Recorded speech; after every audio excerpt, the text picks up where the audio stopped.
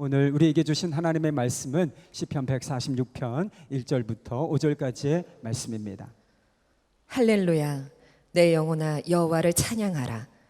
나의 생전에 여호와를 찬양하며 나의 평생에 내 하나님을 찬송하리로다. 귀인들을 의지하지 말며 도울 힘이 없는 인생도 의지하지 말지니 그의 호흡이 끊어지면 흙으로 돌아가서 그날에 그의 생각이 소멸하리로다. 야곱의 하나님을 자기의 도움으로 삼으며 여호와 자기 하나님에게 자기의 소망을 두는 자는 복이 있도다. 우리가 이곳에 모인 것은 하나님을 찬양하기 위해서 모였습니다. 많은 찬양이 있었습니다만 오늘 신 말씀이 할렐루야 내 영혼아 여호와를 찬양하라입니다. 그래서 우리가 함께 이 말씀으로 주님을 먼저 찬양했으면 좋겠어요. 입술로만 찬양하지 마시고 우리의 영혼이 주님을 함께 찬양했으면 합니다. 다 같이 이 말씀 한번 고백하겠습니다. 시작. 할렐루야 내 영혼아 여호와를 찬양하라. 정말 오늘 이 자리에 서게 되니 참 감회가 새롭습니다. 20몇 년 전에 처음 이제 이곳을 샀죠.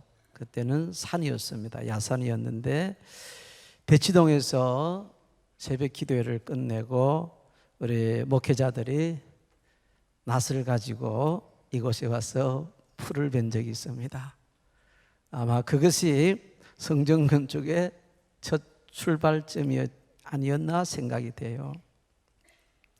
그리고 이 본당은 참 완성이 되는데 시간이 많이 걸렸는데 원래 완성이 되기 전에 이 제단 밑이 기도처였죠. 그래서 제가 일본에서 한 번씩 오면은 아직까지 완성이 되지 않아서 기도처가 되어 있었는데 이 밑에서 함께 성도님들과 간절히 부르짖던 그런 기억이 납니다.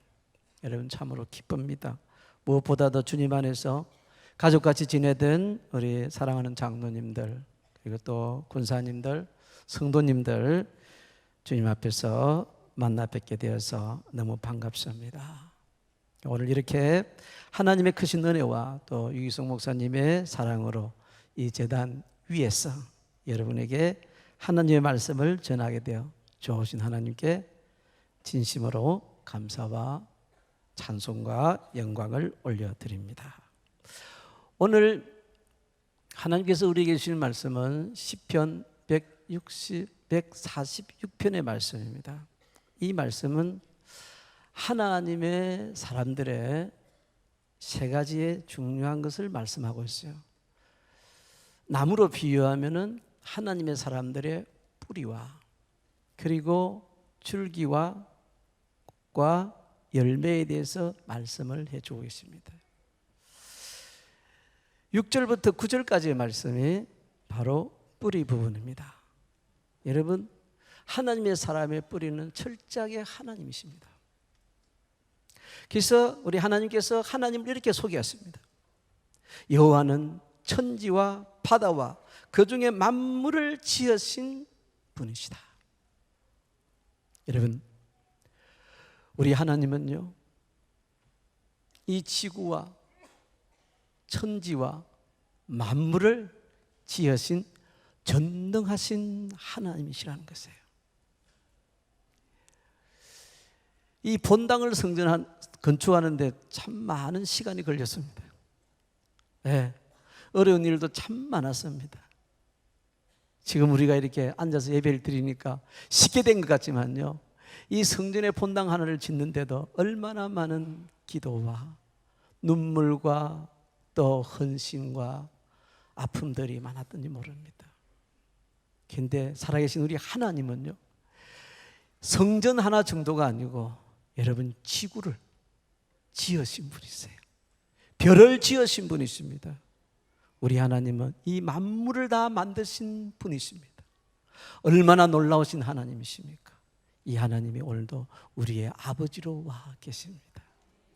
그리고 이 하나님께서는 여러분 그냥 계시는 것이 아니고 우리에게 놀라운 사랑을 베푸르신 하나님이세요. 그래서 두 번째 하나님은 여호와 하나님께서 억눌린 자들을 풀어주시고, 오늘 여러분 영과에게 어떤 억눌림이 있습니까? 주님은 풀어주실 것입니다.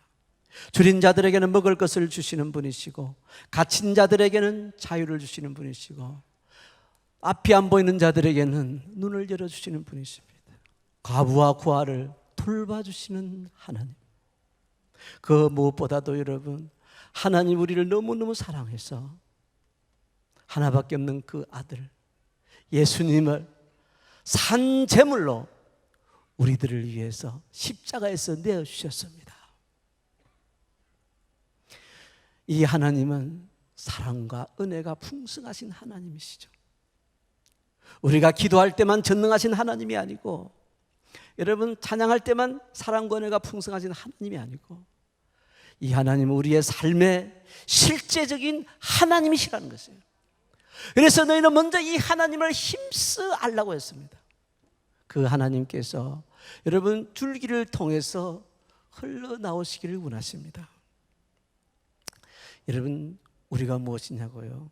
주님의 줄기인 것입니다. 주님은 우리를 통해서 이 시간도 흘러나오시기를 원하십니다. 주님은 통로를 찾으십니다. 여러분, 그 통로비 모습이 오늘 우리가 읽었던 3절부터 5절까지의 말씀입니다. 그것은 바로 주님과 온전히 동행하는 자의 모습입니다. 하나님과 동행한 자를 통해서 하나님께서는요, 전능하신 하나님, 사랑과 은혜가 풍성하신 하나님은 나타나십니다. 그래서 우리를 통해서 그분이 나타나시게 되면 우리의 삶은 정말 놀라운 삶이 되겠죠. 그러면 우리는 여러분 그냥 있을 수가 없습니다.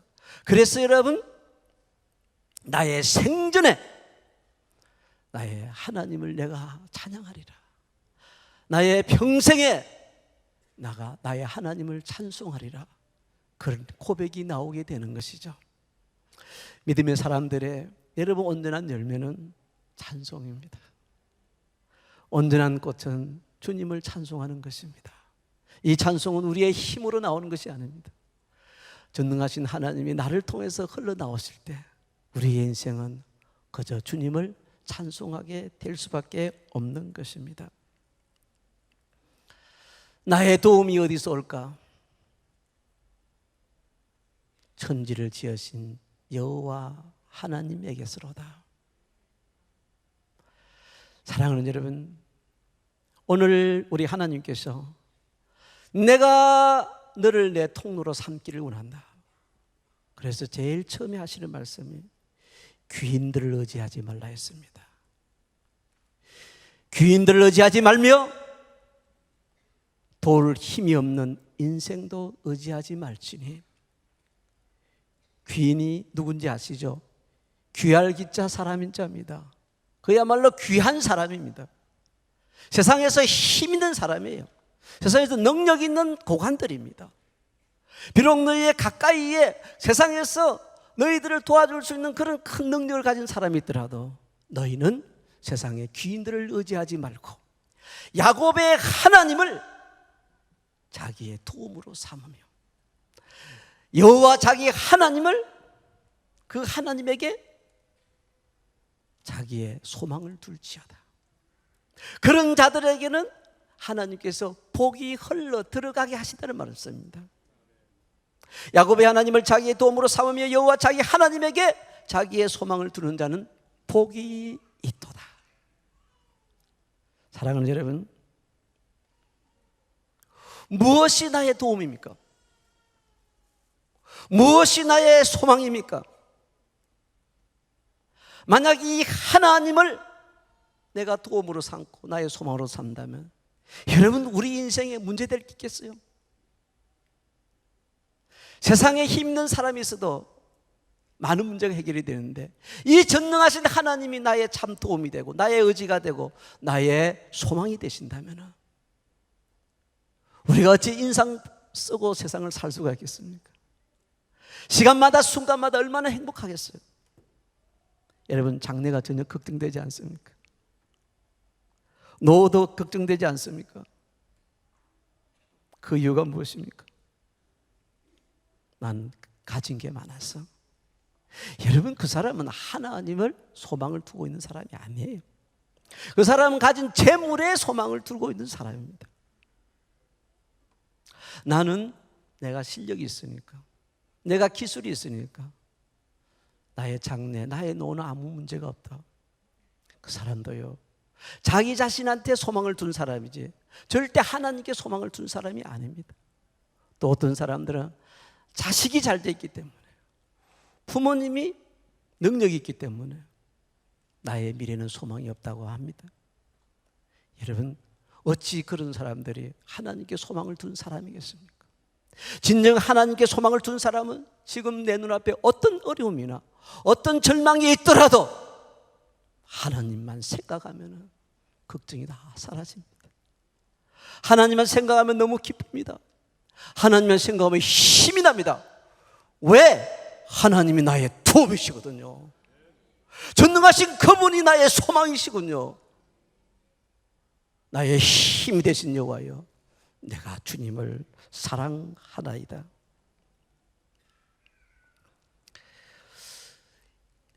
일본은 복을 받은 게 많이 있습니다. 그 중에 하나가 외국이기 때문에, 또 한국과 가깝기 때문에 한국에서 훌륭한 목사님들, 또 유명한 목사님들이 참 자주 오십니다. 네. 몇 년 전에 저희 교회에서 일본 선교사님들 세미나를 한 적이 있습니다. 그때 한국에서 유명한 목사님 오셨어요.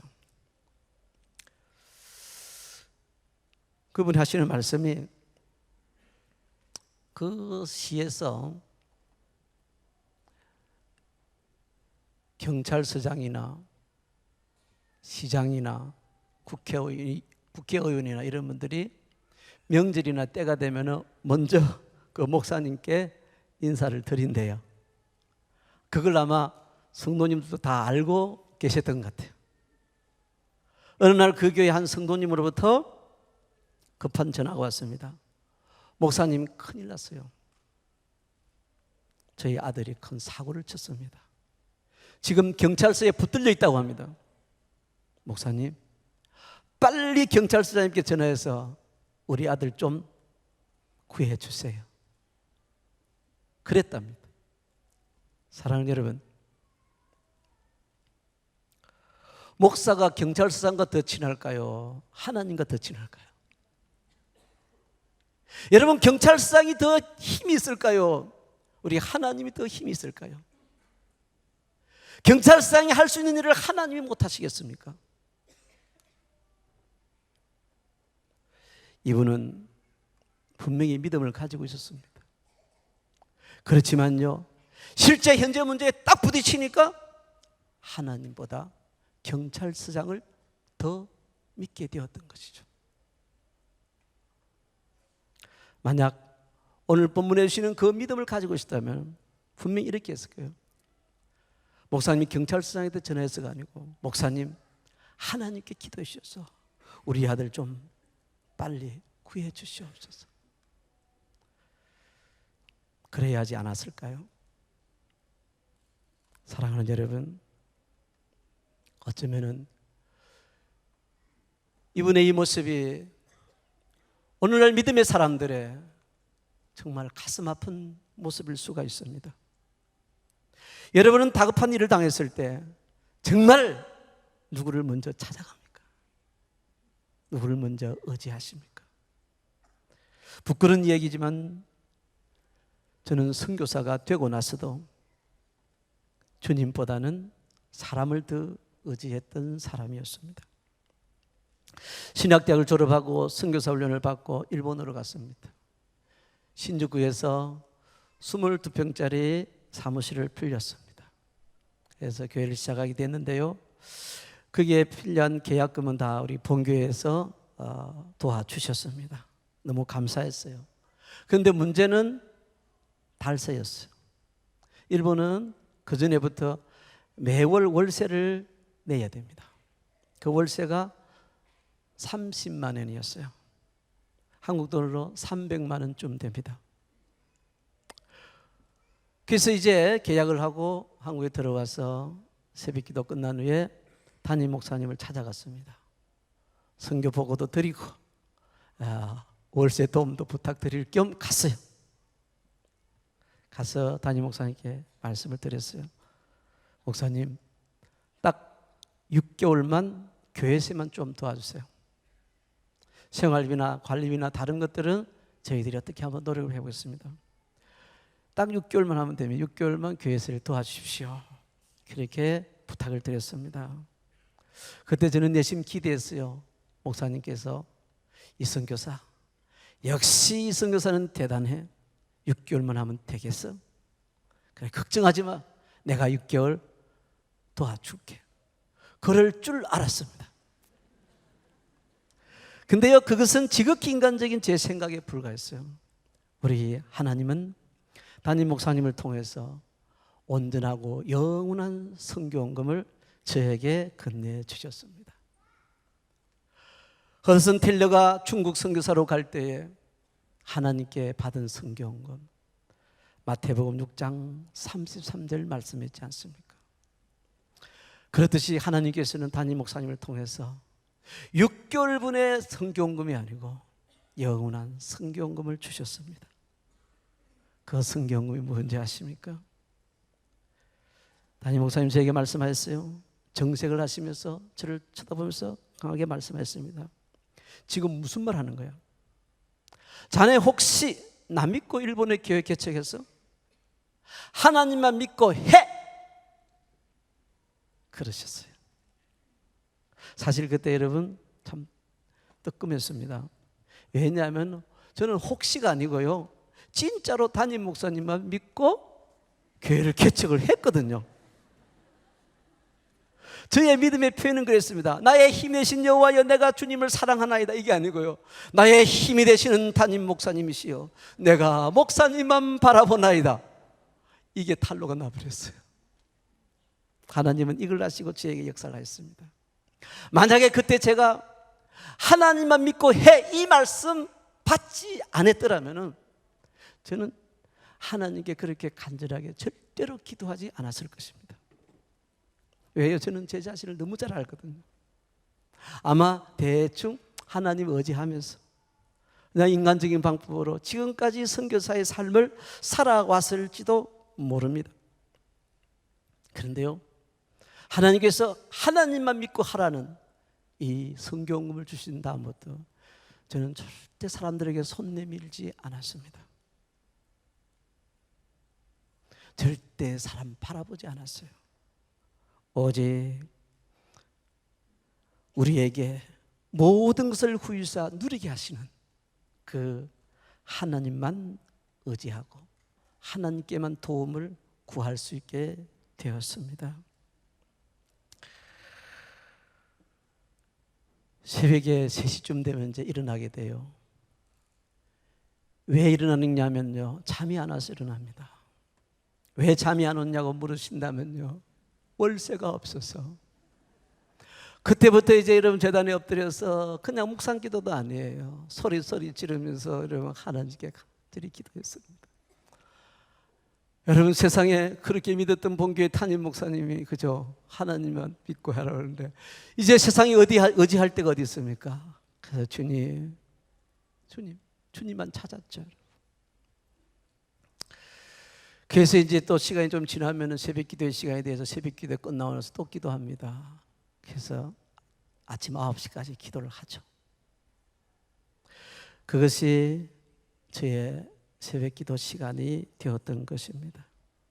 그랬더니요, 이상한 소문이 막 나기 시작해요. 그 교회 목사는 기도하는 목사라고 말합니다. 사실은 그것이 아닌데, 믿음이 있어서 그렇게 기도한 게 아니라 월세가 없어서 기도했는데 남의 속도 모르고. 사랑하는 여러분, 하나님께서 월세 주셨을까요? 안 주셨을까요? 감사합니다, 여러분. 우리 하나님께서 성경에서 이 말씀하셨어요. 누구든지 그를 믿는 자는 부끄러움을 당하지 아니하리라. 누구든지 그를 믿는 자는 결코 부끄러움을 당하지 아니하리라. 여러분, 누구든지 주님을 믿는 자들은 부끄러움을 당하지 아니하리라. 우리 주님 부끄러움 당하지 않게 하셨습니다. 첫 달부터 주님이요 주셨어요. 누가 주셨다고요? 주님이 주셨습니다, 여러분. 언제까지 주시냐니까? 월세 낼 필요가 없을 때까지. 지금은 이제 월세 없는 교회에서 예배를 드립니다. 뭔 말인지 잘 못 알아듣는가 본데 교회를 샀단 말이에요.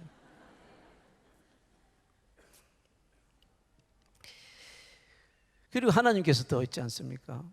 아니, 우리 교회도 변변치 않은데 교회들을 일본 땅에 개척해라는 그 사명을 주셨어요. 그래서 이제 개척한 지 3년째부터 교회를 개척하게 됩니다. 개척교회를 개척합니다. 그렇기 때문에 교회를 개척할 때 여러분, 저희 교회는 오직 하나님만 의지하는 개척을 할 수밖에 없었어요. 분립 개척요? 꿈도 못 꿉니다. 왜요? 갈 성도가 없는데. 그래서 개척을 하게 되면은 이제 우리 개척을 나가는 목사님 부부는 제가 말은 안 합니다만은 자기들이 알아서 하나님만 믿고 해. 이 성경것만 싸가지고 이제 떠나는 거죠. 어떤 사모님은 그래요. 우리 이러다가 라면도 못 먹고 굶어 죽는 거 아닌가? 여러분, 그 사모님과 목사님들이 무슨 기도를 했을까요? 하나님, 오늘도 라면을 먹을 수 있게 해주시옵소서. 하나님, 일용할 양식을 주시옵시고, 하나님, 우리에게도 영생을 주시기로 작정한 영혼들을 붙여주시옵소서. 아마 이분들의 기도는 피를 말리는 기도였을 것입니다.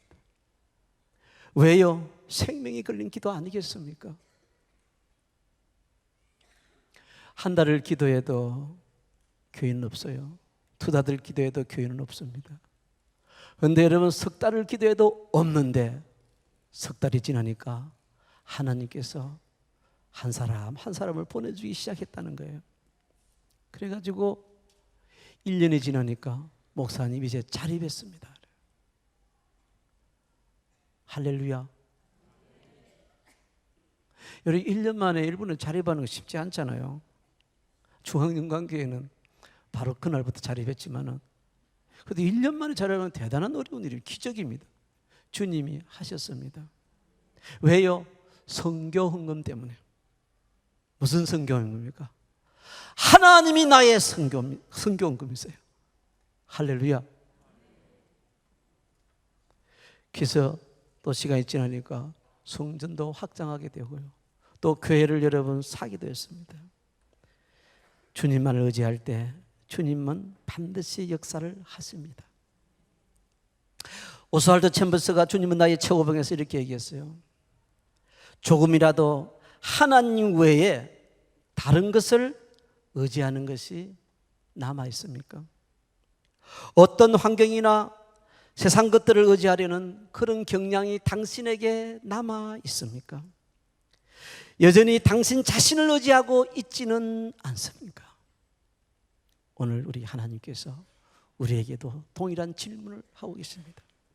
사랑하는 아들아, 딸아, 너 뭐가 그렇게 어렵고 뭐가 힘드니? 혹시 너 속에 조금이라도 나 외에 다른 것을 의지하는 것이 남아있지는 않니? 너 아직까지도 너 자신을 의지하고 있지는 않니? 여러분, 정말 하나님만 의지하십니까? 하나님만 바라보십니까? 하나님 한 분만으로 만족하십니까? 그렇습니다. 믿음의 사람들이라면 누구나 다 하나님을 의지합니다. 그러나 하나님도 의지하는 것이지 하나님만 의지하는 것은 아닙니다. 많은 사람들은 그럽니다. 어떻게 하나님만 의지하고 이 땅을 살아갈 수가 있느냐고 말합니다. 어떻게 하나님 한 분만으로 만족할 수 있느냐고 합니다. 세상에 하나님만 의지하는 사람은 흔치 않습니다. 일본 사람들은 하나님을 의지하지 않습니다. 그래서 그들은 참 믿음을 갖기가 어렵습니다. 그들은 의지라는 단어를 갖다가 아주 나쁘게 생각합니다. 나는 하나님을 의지한다 그러면은 그 사람들은 아주 연약한 사람들이라고 생각합니다. 그런데 성경에서 하나님을 의지한다는 이 말은 여러분 그런 뜻이 아닙니다. 의지한다는 것은 자신의 연약함을 드러내는 것이 아니라 자신의 믿음을 표현하는 것입니다. 내가 하나님만 의지합니다는 것은 주님만 믿습니다는 말이죠. 그래서 성경에서 잘 보세요. 하나님이 어떤 사람들을 이쁘게 여기는지 아십니까? 하나님만 의지하는 사람을 우리 하나님 너무너무 이쁘게 여기십니다. 여러분 아들이 있는데 아들이 사고를 치가지고 여러분 사고를 안 치다 해도 괜찮습니다. 자기 아버지한테 도움을 부탁하지 않고 옆집 아저씨한테 가서 도움을 부탁하면 여러분 아버지 기분 좋겠어요? 그 자식 자기 자식 아니잖아요, 그죠?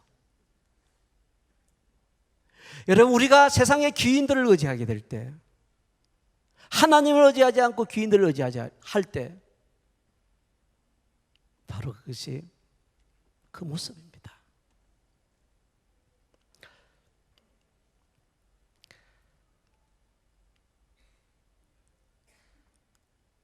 내가 믿음이 크다고 말할 필요가 없습니다. 사람은요 믿는 만큼 의지하게 됩니다. 의지하는 만큼 하나님을 바라보게 되는 것입니다. 여러분 구약 성경을 완성시켰다고 하는 에스라 대단한 인물입니다. 그런요 저는 그분이 말씀의 전문가라는 것보다 더 귀하게 생각하는 게 이분은 하나님을 의지하는 전문가였습니다. 2차 포로기한 때 바벨론에서 이제 예루살렘을 돌아오게 됩니다. 약 4개월간의 시간이 걸립니다. 여러분 그 당시에 얼마나 무서운 세상이었어요. 누군가가 지켜줘야 됩니다. 에스라는 왕과 아주 절친한 사이였어요. 왕에게 부탁하면 큰 군대를 붙여줍니다. 그런데 에스라는 이렇게 얘기합니다. 자기를 지켜줄 군대를 왕에게 구하는 것을 아주 부끄럽게 생각했다 했어요. 다시 말해서 세상의 도움의 손길을 구하는 걸 너무 부끄럽게 생각했다 했습니다. 그래서 그는 여러분 오직 금식하면서 하나님께 주여 우리가 가는 길 평탄한 길 되게 해달라고 기도했습니다. 하나님이 그 기도에 응답해 주셨습니다. 왜요? 그는 세상의 왕의 군대보다는 하나님의 지키심을 더 믿었기 때문이죠. 유다의 9대 왕이 누군지 아세요? 아마시아입니다. 아마시아 왕이 초반에는 참 좋은 왕이었어요. 여러분 에돔과의 전쟁이 이제 붙게 됩니다.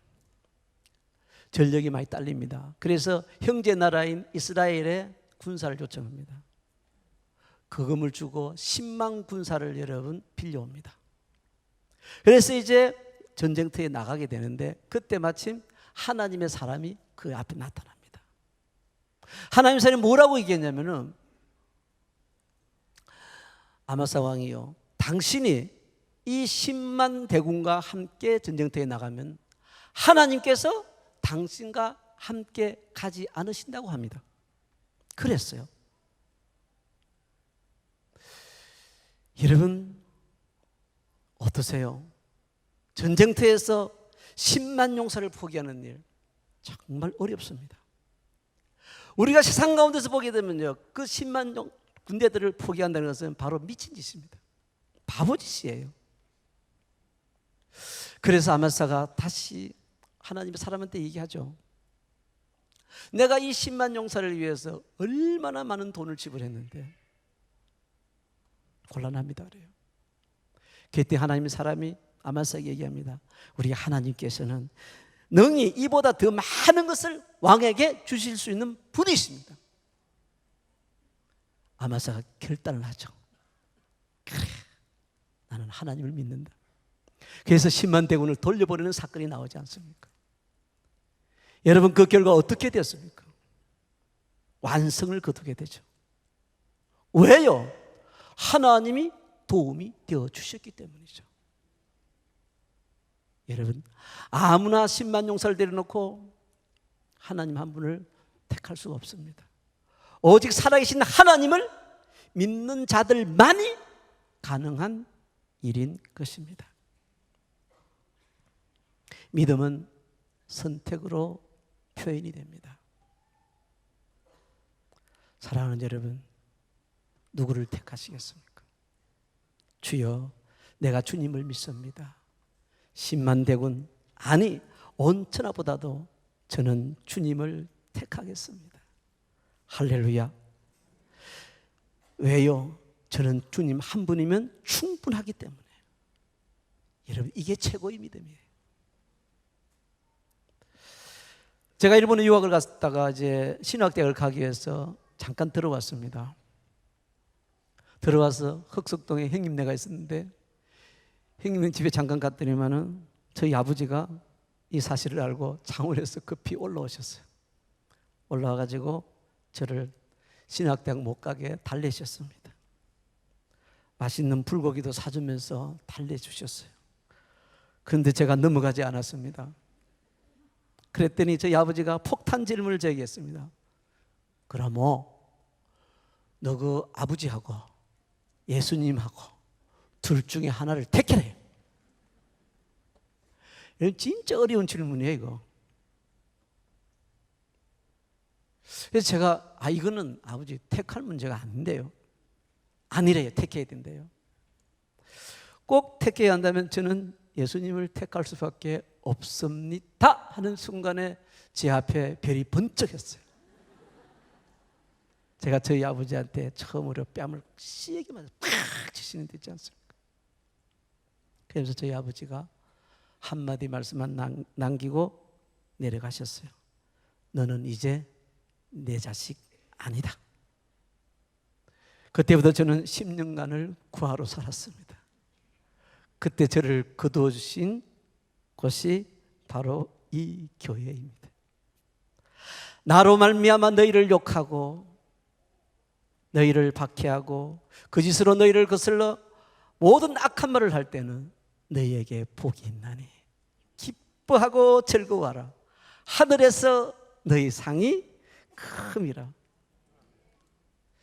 제가 천국 가면 이 상은 반드시 받을 것 같아요. 왜냐하면요, 예수님 때문에 우리 아버지한테 얼마나 많은 욕을 들은지 모릅니다. 그리고 예수님 때문에 뺨도 맞고요. 이게 박해 아니겠어요? 그리고 아버지 택하지 않고 예수님 택하는 불효를 범했으니까 이것이 천국의 상이 아닌가 생각이 돼요. 하나님께서 이 땅에서도 복을 주셨는데요, 놀라운 구원의 복을 주셨습니다. 제가 그때는 저 외에는 저희 집안에 아무도 예수님을 믿지 않았습니다. 근데 지금은요, 저희 어머니 아버지 예수님 잘 믿고요. 그리고 또 저희 사남매 다 예수님 영접하셨어요. 제가 선교사로 갔다가 잠깐 왔을 때에 제가 신학교 다닐 때 잠깐 간증을 한 적이 있어요. 그때 하나님이 주신 말씀이 주 예수를 믿어라. 그리하면은 너와 내 집이 구원을 받으리라. 제가 그때 이 말씀으로 주님이 어떻게 일을 하실지 기대가 된다고 했는데 다시 여러분 앞에 보고를 드립니다. 주님이 하셨습니다. 모두 구원의 반열에 올려주셨습니다. 제가 일본 선교사가 된 것은 먼저 일본으로 유학을 갔기 때문인데요, 1988년 서울 올림픽이 열리기 며칠 전에 동경으로 갔습니다. 저는 거기서 엄청난 화상을 입게 됩니다. 얼굴과 어깨와 팔에 정말 치명적인 화상을 입었습니다. 의식은 있었습니다. 그래서 화상의 고통이 얼마나 큰지를 체험하게 되었어요. 제가 지옥은 가보지는 못했습니다만은 하나님이 지옥 체험을 시켜주셨습니다. 얼마나 여러분 고통스러운지요. 그때 제 소원이 딱 한 가지밖에 없었습니다. 제발 빨리 죽었으면. 왜요? 죽으면은 고통도 끊어질 것이기 때문에. 그런데 주님은 죽이지 않고 계속 하루 종일 여러분 고통을 주시는데요.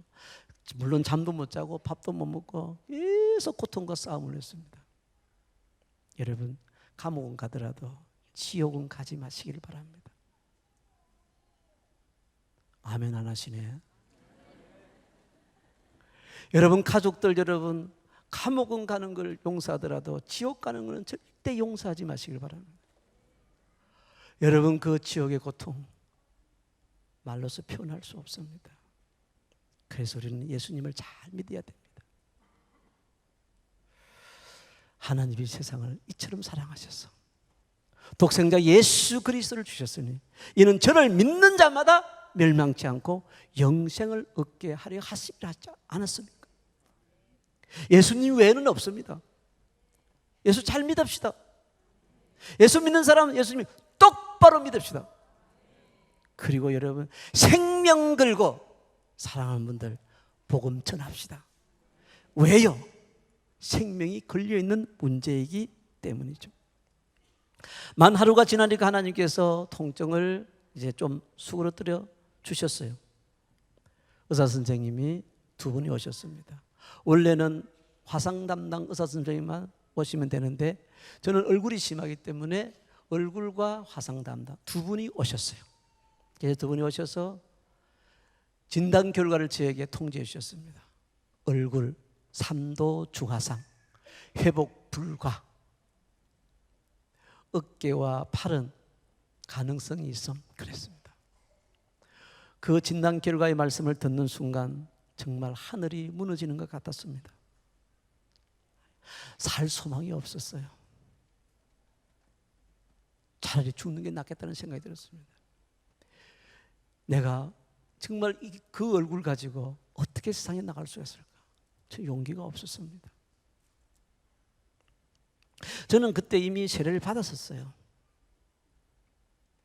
예수님을 믿고 있었습니다. 그런데도요 하나님을 의지하지 않았습니다.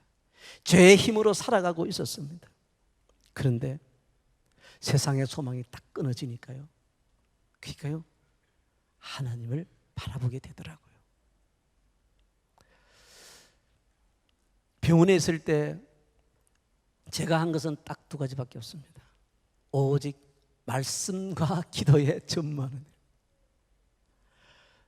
정말 말씀 열심히 읽었습니다. 깨어있을 때는 말씀 읽다가 기도하다가 말씀 읽다가 기도하다가, 근데 그 말씀들이 어떻게 그렇게 은혜가 되는지 몰라요. 그래서 제가 하나님께 계속 기도했습니다. 하나님, 만약에 성경에 기록된 이 하나님이 진짜 하나님이시면 하나님 제 얼굴 원래대로 좀 회복시켜 주세요. 그러면 제가요 하나님의 종이 되겠습니다.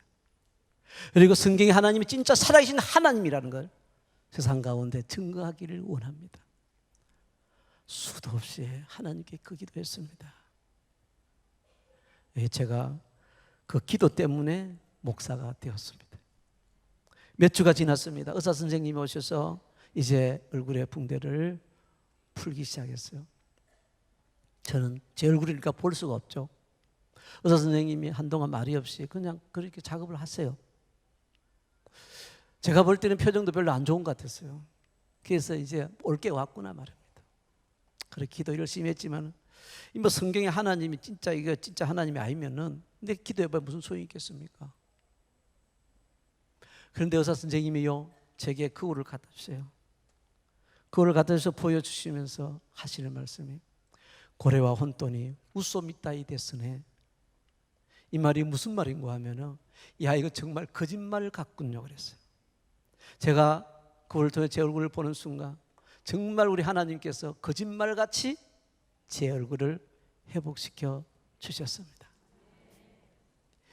여러분 이게 3도 중하상이면은 그래도 의사가 오진을 했다 그래도요, 여기에 딱지 정도는 붙어 있어야 되지 않겠어요?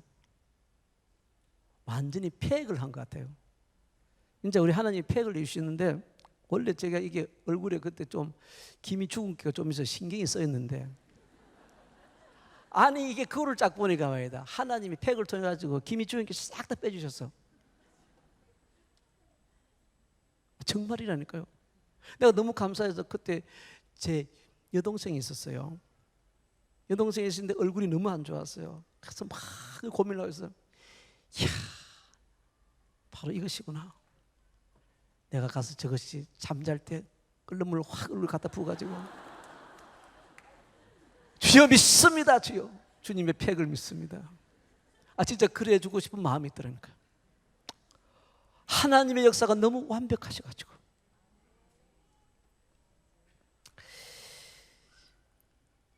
오랜만에 이렇게 사람들을 만나면 사람들이 저한테 자주 하는 말이 그겁니다. 어떻게 목사님은 늙지를 않으세요? 그래요. 지난번에 고향에 갔더니요, 고향 친구 어머니를 만났어요. 고향 친구 어머니가 저한테 하시는 말씀이, 자기 아들은 할아버지인데 어떻게 니는 새신랑이냐고 주님이 하셨거든요. 그랬더니 제 아내가 그래요. 당신은 하나님이 성형수술을 해주었기 때문에 당신 얼굴은 죽을 때까지 늙지 않을 것이다. 할렐루야. 여러분, 제가 된 것은 물론 하나님의 은혜입니다.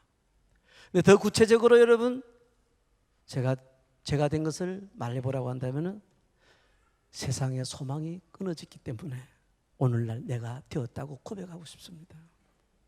만약에 의사 선생님이요, 제 얼굴에 가망이 있다고, 희망이 있다고 했으면 전 절대 말씀도 보지 않았고 기도하지 않았을 것입니다. 세상에 절망을 선포하니까 여러분 어쩔 수 없이 하나님만을 의지하게 되었던 것이죠. 세상에 소망이 있다고 생각하면 여러분 절대 주님을 온전히 의지할 수가 없습니다. 오스왈드도 이렇게 얘기했어요. 뭔가 의지할 것이 있는 사람은 절대로 끝까지 내가 주님을 섬기겠다고 말하지 않는다고 했습니다. 세상 사람들은 그럽니다. 무슨 일을 하려면 비빌 언덕이 있어야 한다고 얘기합니다. 그래서 언덕을 자랑합니다. 믿음의 사람은 그렇지 않습니다. 여러분, 믿음의 사람에게는 비빌 언덕이 없는 것이 그게 진짜 복입니다. 왜요? 그래야만 어쩔 수 없이 하나님이 비빌 언덕이 되니까요. 사람에게 비비는 게 더 좋을 것 같아요? 하나님께 비비는 게 더 좋을 것 같아요? 또 대답 안 하시네. 우리가 이론적으로는 여러분 사람한테 비비는 것보다 하나님께 비비는 게 훨씬 좋다고 생각하는데 이론과 실제는 달라요. 달라. 어디 좀 비빌만 한 데 있으면 거기 가서 계속 비빕니다. 오늘 주님은 너의 비비는 대상을 바꿀지어다. 세상의 기인들을 의지하지 말고 오직 야곱의 하나님을 도움으로 삼을지어다. 혹시 여러분 중에 세상에서 사형 선고를 받은 분이 계십니까? 절대 불가라는 판정을 받은 분이 계십니까? 내 인생이 이제 끝났다고 생각하는 분이 계십니까? 저는 여러분께 정확히 말씀드리고 싶어요. 감사하세요. 왜냐고요? 바로 그때가 바로 하나님만을 의지할 수 있는 최고의 기회입니다.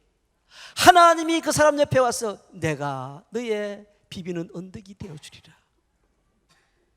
얼마나 좋은 기회입니까? 사도 바울 하면 믿음이 참 좋은 사람 같죠? 여러분, 사도 바울도 이 약함이 있었습니다. 그도 온전히 하나님을 의지하지 못했어요. 그런데 언제 하나님을 의지했는지 아세요? 그가 사형 선고를 받았을 때 그랬습니다. 우리는 우리 자신이 사형 선고를 받은 줄 알았으니 이는 우리로 자기를 의지하지 말고 오직 죽은 자를 살리시는 하나님만 의지하게 하려 하심이라. 고린도서 1장 9절의 말씀입니다. 아시아에서 바울은 사형 선고를 받았습니다. 그때 그는 깨달았습니다. 아, 나를 의지했던 걸 주님 앞에 회개합니다. 주님, 이제 하나님만 의지하겠습니다. 할렐루야. 주님, 제가 이제부터는 죽은 자를 살리시는 하나님만 의지하겠습니다. 주님만 바라보겠습니다. 고난 때문이 아니고 믿음 때문에 주님만 의지하겠습니다. 내 영혼아, 내가 어찌하여 낙심하며 어찌하여 내 속에서 불안해하는가? 너는 하나님께 소망을 두라. 그가 나타나서 도우시리라. 이로 말미암아 내가 여전히 하나님을 찬송하리로다. 여호와 우리 하나님이여, 우리는 주님만 의지하고 주님만 의지하고 주님의 이름을 부르리이다.